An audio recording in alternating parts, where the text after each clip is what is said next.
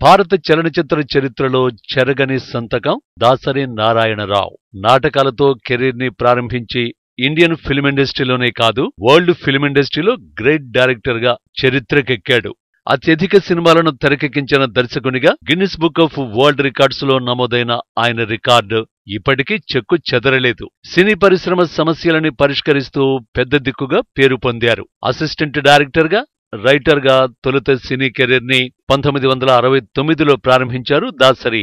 ఆ తర్వాత 1973లో తాత మనవడు అనే తొలి చిత్రంతోనే బ్లాక్ బస్టర్ హిట్ ని కొట్టారు. 1974లో రిలీజైన సంసారం సాగరం చిత్రం కూడా సూపర్ హిట్ కావడంతో ఆయన తిరుగులేని కెరీర్ ని సాధించారు. చిన్న బడ్జెట్ చిత్రాలు డైరెక్ట్ చేస్తూనే భారీ బడ్జెట్ చిత్రాలను తెరకెక్కించారు.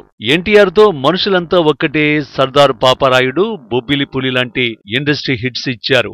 ఏఎన్ఆర్ తో ఏడంతస్తుల మేడ, ప్రేమాభిషేకం లాంటి ఇండస్ట్రీ హిట్స్ ఇచ్చారు. హిందీలోనూ హిట్స్ ని ఇచ్చి ఇండియాలో అత్యధిక పారితోషికం అందుకున్న దర్శకుడిగా రికార్డు సృష్టించారు.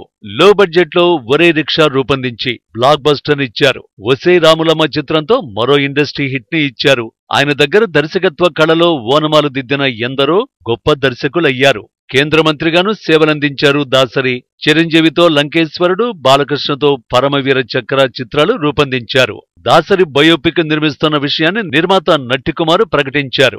ఇది దాసరి చరిత్ర అనే టైటిల్ ని నిర్ణయించారు. దాసరి జయంతి సందర్భంగా మే 4న ఈ చిత్రం ప్రారంభం కాబోతోంది.